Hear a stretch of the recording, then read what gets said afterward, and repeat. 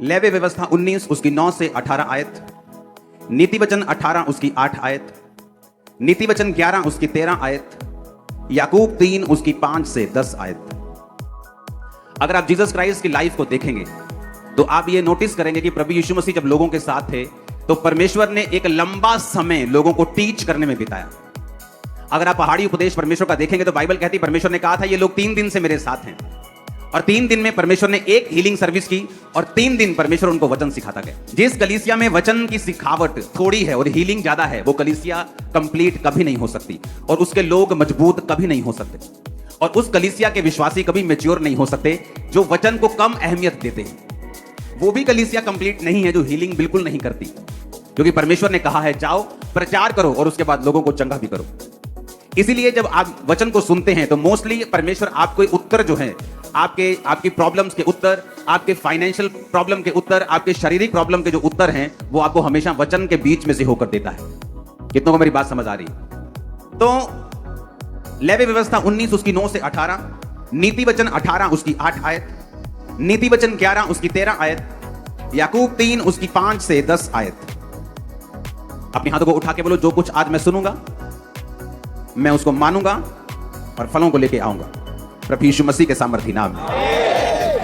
अब आपको यह बात समझ होनी चाहिए कि अगर परमेश्वर ने वचनों को सिखाने में इतना समय लगाया, लोगों के साथ परमेश्वर ने सिर्फ 34 दिन बिताए और चेलों के साथ 3.5 साल बिताए।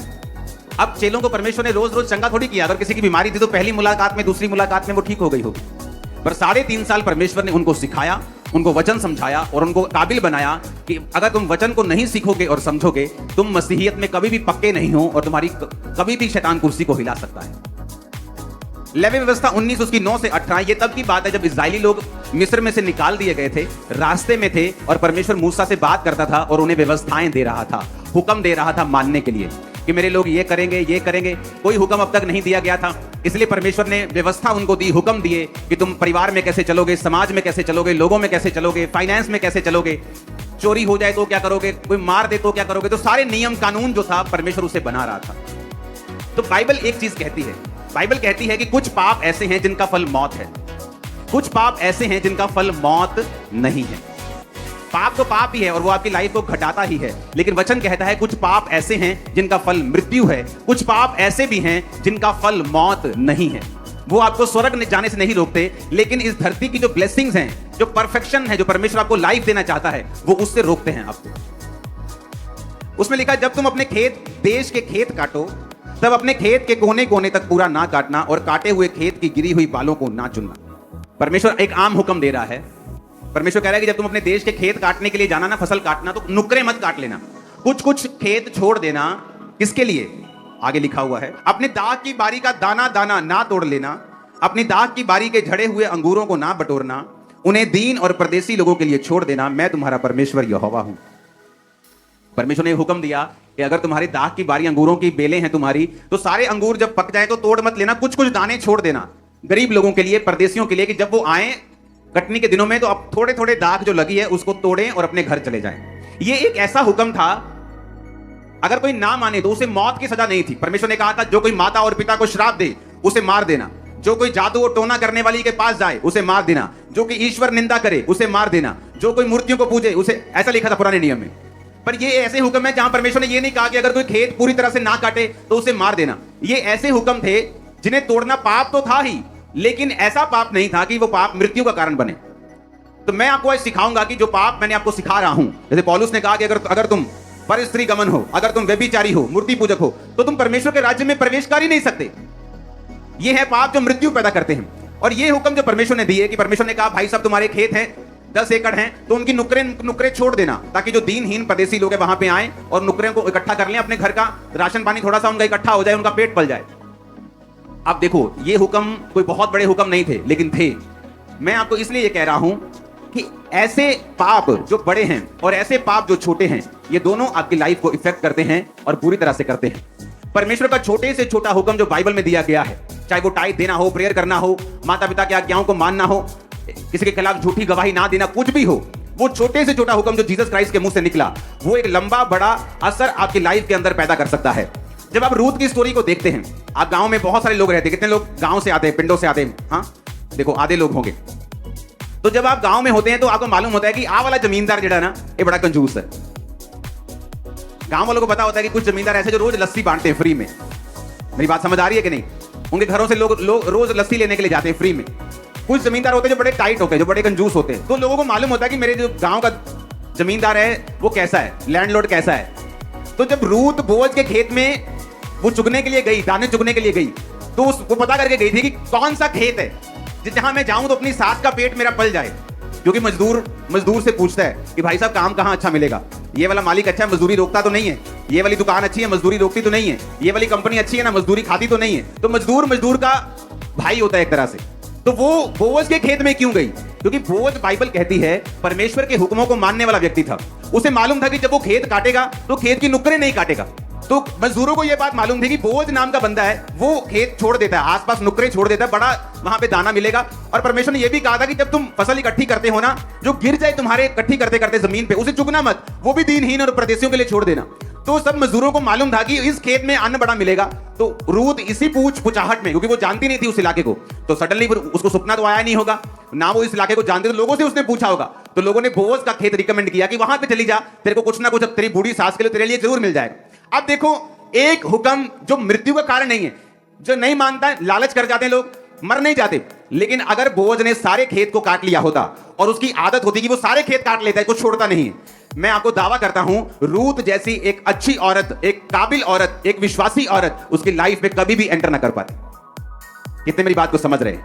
एक छोटा सा हुक्म, एक स्मॉल सा हुक्म, किस तरह से देखो उसकी लाइफ में पैसा था, वो बोअज अमीर था, लैंडलॉर्ड था, पैसे थी, बरकत थी, नौकर चाकर थे, सब कुछ था, लेकिन मैरिज नहीं थी। आपकी लाइफ में कुछ टेस्टिमनीज ऐसी होती हैं, वो तब तक नहीं बनती जब तक आप अपने आप को परफेक्ट नहीं करते। कुछ लोग बोलते हैं मैं मूर्ति पूजा तो नहीं कर रहा हूं जी, मैं व्यभिचार नहीं कर रहा हूं जी। अब ये बात नहीं है। कई बार परमेश्वर आपको आपकी लाइफ की बड़ी टेस्टिमनी देने से पहले वो चाहता है आप छोटे छोटे गुनाह भी जो करते हैं उसको ना करें, परफेक्ट लाइफ रखें, ताकि परमेश्वर आपको वो लाइफ दे सके जो आपको देने के लिए, जिसके लिए आपको बुलाया गया है, जिसके लिए परमेश्वर ने आपको अपने पास बुलाया है।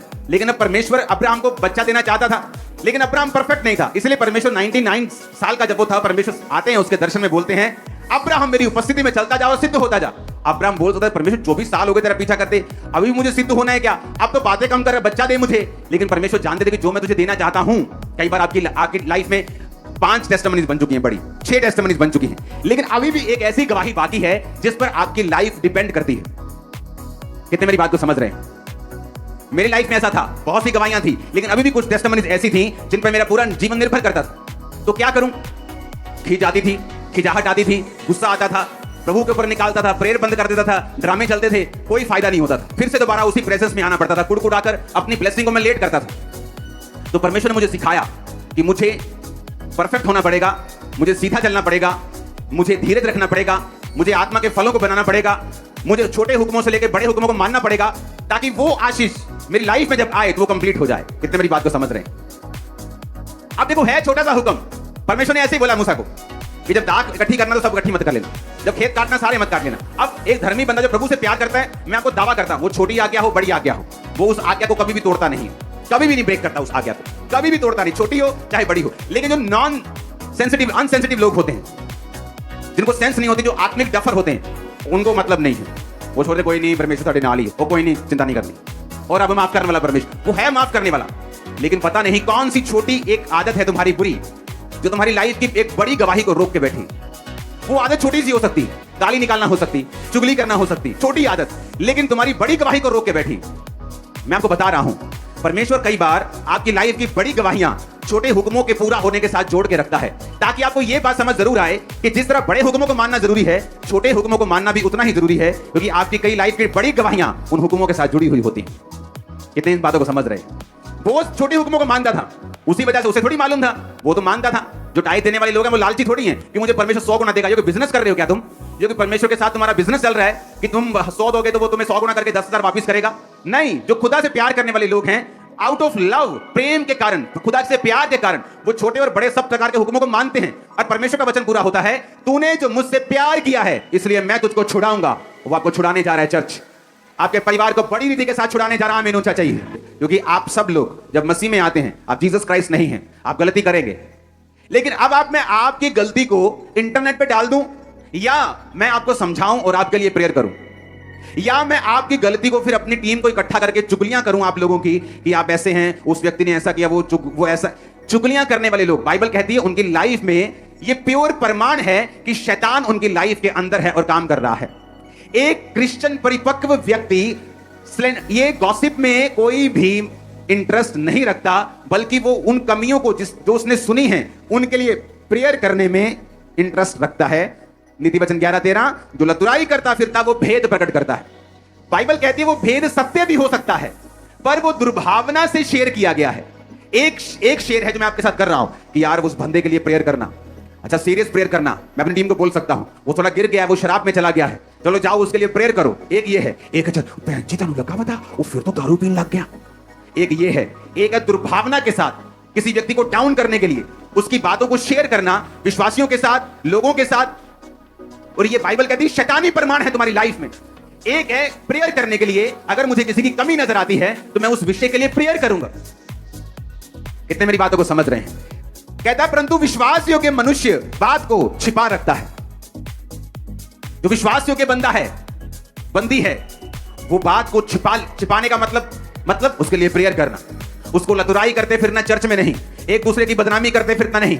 इसीलिए वचन कहता है याकूब 3 उसकी 5 से 10 में, जीभ भी छोटा सा अंग है, बड़ी बड़ी डींगे मारती है, थोड़ी सी आग से देखो कितने बड़े जंगल में आग लग जाती है। जीभ भी एक आग है, हमारे अंगों में अधर्म का एक लोक है, सारी देह पर कलंक लगाती है, जीवन गति में आग लगा देती है, नरक कुंड सी आग से जलती रहती है। हर प्रकार के वन, पशु, पक्षी, रेंगने वाले जंतु, जलचर मनुष्य जाति के वश में हो सकते हैं, पर जीव को मनुष्यों में से कोई वश में नहीं कर सकता। वे एक ऐसी बला है जो रुकती नहीं, प्राण नाशक विष से भरी हुई है। इसी से प्रभु और पिता की स्तुति करते हैं, इसी से मनुष्य को जो परमेश्वर के स्वरूप में उत्पन्न हुए हैं श्राप देते हैं। हे मेरे भाइयों, एक ही मुंह से धन्यवाद और श्राप दोनों निकलते हैं, ऐसा नहीं होना चाहिए। उसने कहा जीव तुम्हारे जीवन में अधर्म का लोक है, नरक कुंड की आग से जलती रहती है। जो व्यक्ति इसको काम में लाना नहीं जानता वो इसका फल पाएगा। कितने इन बातों को समझ रहे हैं? अब आपको यह बात समझ आनी चाहिए कि ये बातें ऐसी नहीं हैं कि आपको नरक में ले जाएंगी, पर मैं आपको दावा करता हूं ये बातें ऐसी हैं जो इस दुनिया में आपके लिए प्रभु ने रखा हुआ है, कभी आप तक नहीं पहुंचेगा। मैं आपको बता रहा हूं आने वाले 10 साल में लोग यहां खड़े होंगे टेस्टिमनी देने के लिए कि मैं ऐसी थी और मेरी लाइफ में देखो परमेश्वर ने क्या किया। आप देखना, लोग गवाही देंगे कि मेरी लाइफ में मैंने कुछ हासिल नहीं किया, मैं कहीं नहीं पहुंची, मैं जीरो से भी नीचे चली गई हूं, क्योंकि मेरे जीवन में ये आदत थी। आप देखना, मैं आपको प्रोफेटिक वर्ड दे रहा हूं, ये गिरेगा नहीं, मैं आपको बता रहा हूं। वचन जब हमें नहीं मालूम होता, आपने मुझे कभी भी किसी पास्टर की चुगली करते नहीं देखा होगा। पास्टर मीटिंग्स में मैं बहुत कम निकलता था ताकि मैं किसी की चुगली ना करूं, ना सुनूं, ना फालतू बात करूं, ना सुनूं, ना देखूं, अपना काम करूं, अपनी प्रेयर करूं, अपने लोगों के लिए प्रेयर करूं, अपने लोगों को बचाऊं, अपनी कॉलिंग को पूरा करूं, जो काम खुदा ने दिया उसे करूं। एक ही मुंह से लेकिन हम परमेश्वर को धन्यवाद करते हैं, वर्शिप करते हैं, गीत गाते हैं, हालेलुया, आमीन। जैसे जब चर्च कंप्लीट हो जाती है आमीन हो जाता है, बहन जी तुम लगा बता, नाली शुरू। तो परमेश्वर ने कहा ये दो मुंह सांप की तरह क्या कर रहे हो? एक मुंह से धन्यवाद करते हो, दूसरे मुंह से उसी भाई की, उसी बहन की जो प्रभु के स्वरूप में है उसकी निंदा करते हो। उसने कहा लतुरा बन के अपने लोगों में ना फिरना, एक दूसरे का लहू बहाने की युक्ति ना बांधना, मैं यहोवा हूं। 16 आयत। 17 आयत, अपने मन में एक दूसरे के प्रति बैर ना करना, अपने पड़ोसी को अवश्य डांटना, नहीं तो उसका भार तुझ पर बना रहेगा। आपके सीक्रेट्स। ये एक ऐसा व्यक्ति है चर्च में, बाइबल कहती है ये इनडायरेक्टली शैतान का दूत है और शैतान उसे इस्तेमाल कर रहा है। कुछ लोगों की आदत होती है, मैं आपको बता रहा हूं, बहुत से पास्टर्स ऐसे लोगों के साथ ग्रसित हैं, बहुत सी सेवकाइयां ऐसे लोगों के साथ ग्रसित हैं। आपके साथ कुछ लोग होते हैं ऐसे जो खुद कहीं नहीं जाते, पर आपके साथ के लोगों को हमेशा डिस्करेज करते हैं। खुद कहीं नहीं जाना उन्होंने, लेकिन साथ वाले लोगों को कभी मालूम नहीं होता कि ये लोग क्या कर रहे हैं। और जब आप आत्मा में बढ़ते हैं और ऐसे लोगों को आप निकालते हैं, लोगों को समझ आती है अच्छा ये व्यक्ति शैतान का दूत था, ये शैतान की विशेषताओं का एक प्रमाण था इसके अंदर, और जब ये गया सब कुछ सेट हो गया। और जिन व्यक्तियों को ऐसे लोग डिस्करेज करते हैं, उन व्यक्तियों का हाल देखो जाके क्या होता है जब वो निकल जाते हैं। बुरे हाल होते हैं, बुरे हाल, बताने योग्य नहीं। डेथ्स होती हैं घरों में, ऐसी चीजें होती जो बताने वाली भी नहीं, और उन्हें मालूम नहीं कि एक छोटा सा गुनाह जो तुम्हारे शरीर में, तुम्हारी लाइफ में है, किसी की लाइफ को कितना बड़ा इफेक्ट कर सकता है, क्योंकि जो परमेश्वर का जन है वो कभी इफेक्ट नहीं होता। एक बाप 100 बच्चे चाहे तो जन्मा सकता है, 100 बच्चे मिलकर बाप पैदा नहीं कर सकते। हालेलुया। चाहे वो 100 के 100 डॉक्टर और इंजीनियर और बड़े बड़े बिजनेसमैन क्यों ना, पलटा ना लेना, अपनी बदला लाने ना, खुदा ने कहा 18 आयत, अपने जाति भाइयों से बैर मत करना, एक दूसरे से अपने समान प्यार करना, मैं यहोवा। परमेश्वर ने कहा एक मॉन्गर मत बनो, टेल बिरर मत बनो, लतुराई करते मत फिरो चर्च में, गॉसिप मत करो, एक दूसरे पे अंधेर मत करो। नीति वचन 18 उसकी 8 में लिखा, कानाफूसी करने वाले के वचन स्वादिष्ट भोजन के समान लगते हैं, वो पेट में पच जाते हैं। कानाफूसी करने वाले के लिखा जो वचन होते हैं ना, बड़े टेस्टी लगते हैं, सुनने में मजा बड़ा आता है, लेकिन बाद में उसका असर जो है वो बुरा है। सुनाने वाला भी श्रापित है और सुनने वाला भी इफेक्टेड है। और जब ऐसी कमियां हमारी लाइफ में होती हैं, तो जो परमेश्वर कई बार जो करना चाहता है, ऐसा नहीं कि हम स्वर्ग नहीं जाएंगे, स्वर्ग चले जाएंगे, ये मैं गारंटी देता हूं, पर जो प्रभु करना चाहता है वो नहीं होगा, ये भी गारंटी देता हूं। वो परफेक्ट लाइफ जो खुदा देना चाहता है नहीं होगी। तुम जहां मर्जी चले जाओ, जो परमेश्वर का प्लान है वो ही है, एक ही है, वो अलग अलग नहीं है। अगर वहां फेल तो सब जगह फेल, मैं आपको बता रहा हूं। कितने मेरी बात को समझ रहे हैं? अगर ये वचन आपने नहीं समझे तो सब कुछ व्यर्थ है। आप आमीन आमीन बोल के थक जाएंगे, आप बोलेंगे मेरी लाइफ में ये काम क्यों नहीं हो रहा, क्योंकि ये ऐसी चीजें हैं जो आपकी लाइफ को परफेक्ट होने से रोकती हैं। और कुछ ब्लेसिंग्स ऐसी हैं, जब तक आप उन चीजों को हासिल नहीं करते, आत्मा में परफेक्ट नहीं होते, आपकी लाइफ में कभी एंटर नहीं करते। एक असली मसीही व्यक्ति गॉसिप सुनने से उत्तम यह समझता है कि जिस व्यक्ति की लाइफ में उसको कमी नजर आती है, उस व्यक्ति के लिए वो प्रेयर करेगा। हालेलुया। ऊंची आवाज में बोलो हालेलुया, ऊंची आवाज में हालेलुया। जब हम बढ़ते हैं तो बाइबल कहती तुम दाग की तरह हो, तुम टहनियां हो। एक दाग जब बढ़ती है ना, जब एक बूटा बढ़ता है, कोई भी हो, जब वो ज्यादा बढ़ जाता है तो आउट ऑफ शेप हो जाता है, पता है कि नहीं? जब वो आउट ऑफ शेप हो जाता है तो फिर माली उसे थोड़ा थोड़ा काटता है। वो काट के छोटा तो नहीं हो जाता पहले जितना, थोड़ा सा छोटा हो जाता है, लेकिन पूरी तरह से शेप में आ जाता है। फिर वो और बढ़ता है, फिर माली उसको फिर काटता है और शेप में लेके आता है। बाइबल क्या कहती है? उसने कहा अपने पड़ोसी को अवश्य डांटना। पड़ोसी कौन? आपका नेबर नहीं, जो आपके मकान में रहता है, आपके मकान के साथ, वो उसकी बात नहीं कर रहा। पड़ोसी का मतलब जो आपके सबसे करीब है, जिसको आप जानते हैं। मुझे याद है जब मैं अपने स्पिरिचुअल फादर के पास नाइजीरिया में जाया करता था, तो वहां पे अच्छी तरह से मेरी धुलाई होती थी, आत्मिक धुलाई, तो सारी कमियां वहां निकल जाया करती थी। तुम्हारी लाइफ में एक भी जन ऐसा नहीं है जो तुम्हें डांट सके। जिसको बाप ने नहीं डांटा, मेंटर ने नहीं डांटा, उसको दुनिया ने डांटा है, उस दुनिया ने उसको मारा है। जिसने बाप की मार खाई है, उसने दुनिया को नचाया है अपने इशारों। मैं आपको बता रहा हूं, उसको दुनिया नहीं नचा सकी, उसको दुनिया घुमा नहीं सकी, उसको दुनिया मार नहीं सकी। तुम्हारी लाइफ में एक बंदा भी ऐसा नहीं है जिसकी तुम डांट खा सको। शर्म आनी चाहिए। प्रेयर से मतलब रखें, फास्टिंग से मतलब रखें, अपनी लाइफ से मतलब रखें कि आपने प्रेयर की कि नहीं की। दूसरों से क्या लेना देना। कई बार गलती क्या करता है इंसान, जब एक विश्वासी को कोई पाप में देखता है, हो सकता है उसी रात उसने तौबा कर ली हो, लेकिन आप वो पाप अभी तक फैला रहे हैं और परमेश्वर के सामने वो धर्मी हो गया क्योंकि रात को उसने तौबा कर ली, लेकिन आप उसके पाप को अब तक डिस्कस कर रहे हैं। आप एक शैतानी व्यक्ति हैं और आपको सजा देगा परमेश्वर। आप मेरी बात को समझ रहे कि नहीं? जब आप उस व्यक्ति की बात कर रहे हैं, सिलेंडर कर रहे हैं उसको, आप टेल बीरर हैं, आप मैलिशियसली, आप दुर्भावना से उसकी बातों को शेयर कर रहे हैं, खुदा पूछता है ये किसकी बात कर रहे हैं? ये तो वो वाला बंदा नहीं जो रात को तौबा कर ली थी जिसने, ये तो माफी पा गया है, ये तो मेरा बच्चा है। तो ये कौन है जिसके बारे में ये बात कर रही है? क्योंकि बाइबल क्या कहती है? शैतान का नाम परमेश्वर पता क्या रखता है? दोष लगाने वाला। शैतान की आदत है, वो आपके विषय में प्रभु के सामने दोष लगाता है। ये देख तेरा बंदा, ऐसा इसको मार के देख, तेरा नाम नहीं लेगा, अच्छा इसको बीमार करके देख, तेरा नाम नहीं, दोष लगाता है। और जब एक विश्वासी को आप ये काम करता हुआ देखें, आप उसके पीछे नोट कर लेना, मेरी बात को कभी गलत नहीं होगी, उसके पीछे शैतान नहीं है, प्योर शैतान है, प्योर वाला। बोलते ना यार देसी घी नहीं मिलता जी, शुद्ध मिलता है देसी, तो समझ लेना कि शुद्ध शैतान इस बंदे के अंदर है। और मोस्टली ऐसे विश्वासियों के रूप में आपको मिलेंगे। अविश्वासी आपको ऐसा नहीं मिलेगा, लेकिन विश्वासी मिलेगा, क्योंकि जब शैतान आपको बाहर से नाश नहीं कर सकता, वो आपको ज्वाइन कर लेता है अंदर से। आपके कान खुल रहे हैं, मैं जानता हूं। आमीन। और जब आप इन बातों को समझ जाएंगे, आप कभी धोखा नहीं खाएंगे। आप अपने काम से मतलब रखें। आप ये समझ जाएंगे कि जो चीज सही नहीं, मुझे उसके लिए प्रेयर करनी, जो सही है उसके लिए थैंक्स करना है। हालेलुया। ऊंची आवाज में बोलो हालेलुया। घर में जब तुम्हारा बाप तुम्हें पीटता है, शराब पीता है, या कोई दिन तुम्हें उसने कहा नहीं ऐसा नहीं करेंगे, तो तुम इंटरनेट पे नहीं डालते हो, तुम पूरे मोहल्ले में जाकर नहीं बोलते मेरा बाप बुरा व्यक्ति है, क्योंकि वो तुम्हारा परिवार का हिस्सा है। लेकिन जब कलीसिया में हम कहते हैं कि ये मेरा परिवार है, तब वो परिवार का वो वैल्यू कहां गई जो तुम्हारे घरों में है? तब वो कहां गई? क्योंकि तुम मुंह से बोलते हो, तुम्हारा दिल दूर है। तुम फेक आदमी हो, तुम एक फेक औरत हो, और प्रभु तुम्हें इसकी सजा देगा। और इसी कारण बहुत से विश्वासी आपको बीमार मिलेंगे।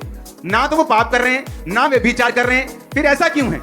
क्योंकि ये चीजें आपकी लाइफ में शैतान का एक पॉइंट कांटेक्ट बन जाता है, जहां से वो एंट्री मारता है और काम करता है। आज ऑपरेशन हो रहे हैं। याकूब 3:6, जीभ भी एक आग है, हमारे अंगों में अधर्म। देखो क्या कहते हैं, अधर्म। धर्म का लोग नहीं, अधर्म, नरक कह रहे हैं उसको, जीभ को। कहता सारी देह पर कलंक लगाती, शरीर पर कलंक लगा देती है, नरक कुंड की आग से जलती रहती है, जीवन गति में आग लगा देती है।